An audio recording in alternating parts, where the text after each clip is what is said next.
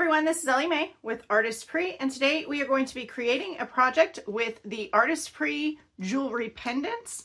I'm going to open this up so we can take a look, and then we'll talk about the rest of the supplies.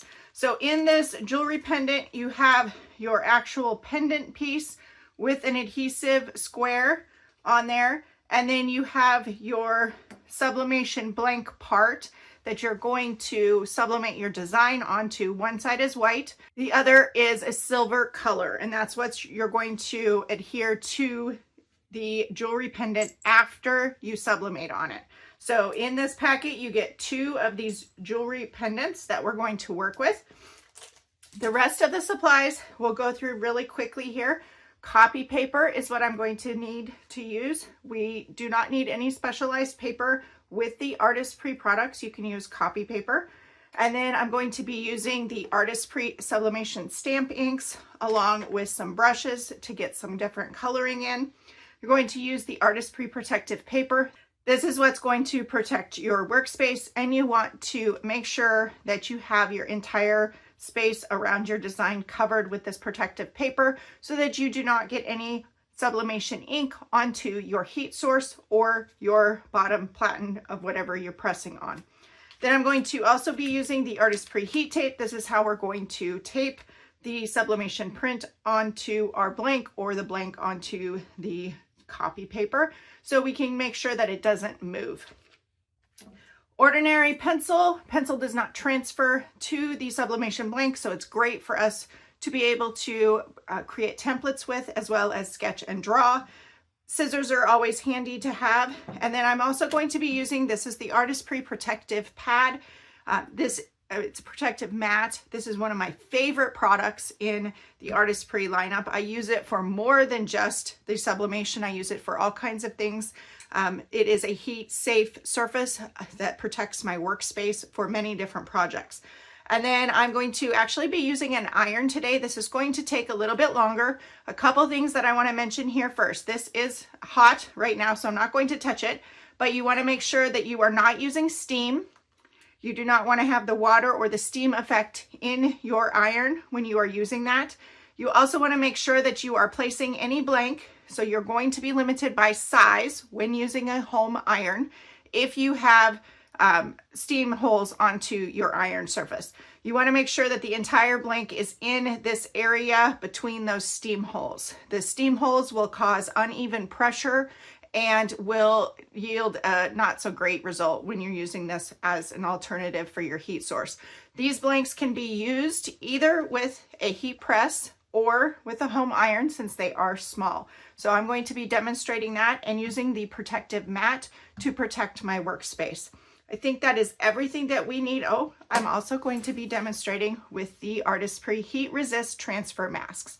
So I'm going to show you a little bit of a technique with some stamp inks to get 2 different colors onto this jewelry pendant. And I'm going to be using a design that I have cut with the silhouette machine onto this heat resist transfer mask. Now, you do not have to have a cutting machine in order to use this. You could also use a die cut machine, or you could also easily cut this with scissors as well. So let's go ahead and get started with this project. Now, these jewelry pendants are an inch circle. So I'm just going to take just a half a sheet of this copy paper, and I have a silicone mat protecting my workspace in case I get a little bit messy with my sublimation ink. If you do get any of the sublimation ink on your workspace or on your clothing, you do want to wash it. Remember, sublimation ink is heat set, so do not apply heat to that or it could become permanent. So you want to make sure to wash that. You can easily clean up your workspace with some water. Now, here is the heat transfer resist mask. I have cut this design. I'm not sure if it'll show up well onto the camera close up, but I'm going to go ahead and I'm just going to weed this. And each cutting machine that you use is just going to depend on the settings and your blade. This is a very easy product to cut through. And here is just a look at the weeding process. So I will include the settings in the description, video description below that I used for the Silhouette Cameo 5. But you can easily test cut, and that is exactly what you see here. This capital B was my test cut, and it cut out really well. Now I really don't need the You could also use the negative if you wanted to. I really don't need my weeding tool, but I can simply just peel these back and take out the little pieces. The heat transfer resist mask is sticky on the backside. It is a low tack stick, and it is actually the same material as the heat tape. It's Creatives just wanted a larger surface area and alternative, and Artesprix listened to that. So now we have a larger surface. Now I did cut a few extras just in case I decided to use them, and I'm actually going to show both of these. I'm going to do 2 of the pendants with a different, see what the color difference is with the home iron. So the first thing I'm going to do is I am going to actually do this with a 2-tone. So what I want to do is I'm going to take this and I'm actually going to set it down onto my copy paper. I'm going to just simply use pencil and I'm going to draw around it. Now you want to use pencil, you do not want to use marker or pen. Pencil does not transfer during the sublimation process, but any other utensil, pen or marker, could transfer to your design. So this gives me an idea of where I can apply ink and have it be onto my blank. And since it's in pencil, I also have the option, if I like the ink better on the outside here, I can simply just move that over to position it before I'm done. First, I'm going to grab my green ink and I'm going to take just a brush, and you could use a sponge, a paintbrush, any kind of thing. I'm just going to grab some of this ink here and I'm simply going to brush it on. And your colors of your ink are going to be lighter when you apply them than what the final project is going to look like. So I'm going to just brush this on, kind of going in a circular pattern, but one thing about brushing ink on is you can get some different variances in your ink colors. And then I'm going to be doing a little bit of mixing. So if we take green and we add blue on top of that, we will hopefully get a teal. You could come out with all kinds of different colors, and it depends on how saturated you make the area on what it's going to be. So we're going to see the difference here between 2 of these. I just brushed the green on. Now what I'm going to do is I'm actually going to take this. I'm just going to use this like a sticker. So I'm going to peel this off, and if I apply it onto my template where I want it, now this is going to serve as a resist. So when I brush on the next color, it is not going to be underneath. Now I'm going to reposition this just a little bit. It is a low tack, so I was able to easily pull that off. And let's do this one in a different direction, because when we put this on our pendant, it is going to be reversed. I'm just trying to get that where I want it.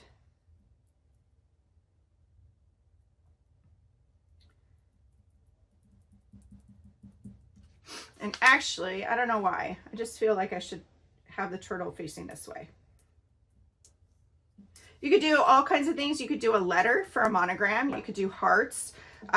You could do anything that fits in within this. You could even just do a pattern that covers the entire design area, all of the entire 1-inch circle, and see what happens. Each one of them could come out a little bit different and have a different look. Now I'm going to be a little bit more careful. I want to make sure those are stuck down securely. And then I'm just going to kind of come in and brush some more ink, especially around the outer edges of the turtle. Now my design in particular has some spots inside, so my inside little areas of my turtle may turn out teal. We'll see. Again, the saturation, it's going to be lighter. It is going to brighten up when you press it. Sublimation ink, the final colors show up after it is pressed with the high temperature and the heat, or the high temperature and the pressure. Of course, high temperature and heat is the same thing. So here we have our design. If I wanted to, I could come in and I could add a little bit more green in there into the middle. I'm going to leave it exactly as it is, and we're going to press it out to see what it looks like. So I am going to take just a second and I'm going to shift a few things over here so the iron is in the center of the video. Okay, so now that we have our design is ready, our surface is protected with this Artesprix protective mat. The iron is at its hottest setting, which is typically cotton, but you want it at its highest setting. You're trying to achieve the same heat as a heat press, which would be 400 degrees. So with a home iron, you want to press it. You do not want to iron it. So you're going to press it down and you want to hold it for about 3 minutes. So you want to set a timer. So it does take a little bit longer because you are the person behind the iron versus having a heat press that is providing the pressure. So if you are using a heat press, this is going to be pressed for 45 seconds at 400 degrees. Since I am using a home iron, I have it at the highest setting and I'm going to be pressing it for 3 minutes. I will speed up the video so you don't have to watch that press for 3 minutes, but we're going to get that ready and started. I am going to press each of these separately with the iron just because I want to give myself the best success. I don't want to have uneven pressure because I have 2 blanks under there. It is completely a personal preference if you want to do both of those, if they both fit in the solid surface of your iron or your heat source. So I'm just going to cut them apart. I just want to give myself the best results. So set myself up for success. So I am going to take this white side down. I'm going to place it on top wherever I want with that template. And then I'm going to take and I'm going to secure this very well. Again, I'm setting myself up for success with using the home iron. If you're using a heat press, you may not need to tape it as much as I did, but it's only 1 inch across that entire design. So I'm going to set myself up for success with that. So I have one there, and then white side is down, and I'm going to hold that in place and again secure it with the heat tape.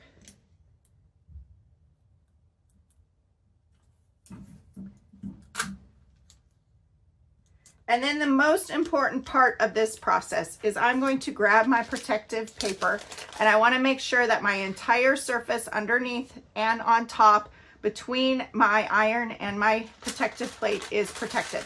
I'm actually going to make this a sublimation sandwich. So I'm going to cut out 2 sheets. And I'm using a new sheet for each one.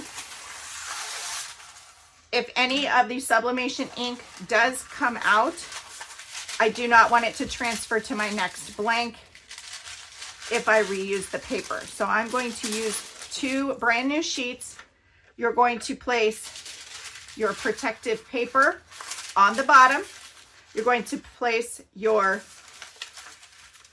blank with the sublimation print on top. So the heat source is coming and hitting this top where the sublimation print is first. You want that highest heat, and then I'm just folding this over top so we have our sublimation sandwich.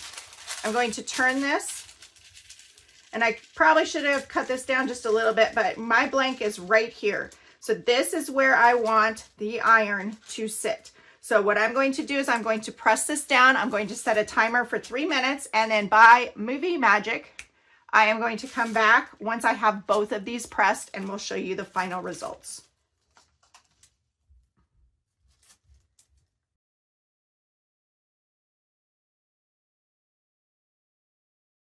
Now, once you are finished with pressing it, you do want to be very careful. This is a metal blank. It is going to be extremely hot. So especially after 3 minutes of pressing. So you want to be very careful with that. I'm going to reveal this. This is why you do not want to reuse this transfer tape. Any of this ink that has transferred onto the silicone paper my surface here is really hot still. So you want to be careful there too. This blank is not hot any longer. So we're going to go ahead and reveal this one. So carefully peel back the tape, and then we can see this design. You never know until you try something, but actually the white turned out really, really great. So if you have that heat transfer resist, then you have that bright white of the sublimation blank that is going to be resisted there. Now, what I do have with that two-tone is I have some different color. Let's hopefully, if the camera will focus in, I have different coloring in here because I did use the two different colors. So it's not just green, it's not just blue, but it actually has some variance in that. So it still turned out. This one may be a little bit warmer. It's still cooled off. You do want to just be very careful because the metal is extremely hot. So the same thing here, and we can see here, once I get it off, is that I have two different colors here. So let's kind of bring this up. This one is the second one I did. So you have different color variances here, just based off of the amount of color that I added with the two different colors, as well as the way I brushed it on. So you can get all kinds of different coloring in with when you're mixing colors or even just brushing it on with the Artesprix sublimation inks. Now, one thing I'll mention here is that when you're using this Artesprix heat resist mask, you can apply it either to the copy paper like I did here, or I will also link a previous video where I actually applied this directly to the blank. So you can do it either way, both ways work. And as you can see, it does a great job at resisting that. Now, the only step we have to do is we're going to apply these. We're going to carefully remove this little protective sheet, and then it is sticky adhesive underneath. And you can go ahead and position your blank inside and then carefully press that and secure it in there. And then if you just let that, what I would recommend is just letting this set up for a little bit amount of time before you actually use it. That way that adhesive can grab a hold of that. And this one we'll go ahead and assemble here. And let's turn this one this direction. And then you can use these for all kinds of different projects. So while it is a jewelry pendant, that is what the technical name for it is, you could add this to a necklace. You could use it on a bracelet. It is a little bit big, maybe for a bracelet, but everybody's taste is a little bit different. You could add this to a keychain, a bag tag, or even a bookmark. So there are a few ideas. Here is a finished look at those products. Make sure to check out the links in the description below for additional information on the Artesprix supplies that were used in this video, as well as additional inspiration and tips and techniques on the Artesprix website. Please let us know if you have any questions in the comments below. Thanks for watching and have a great day.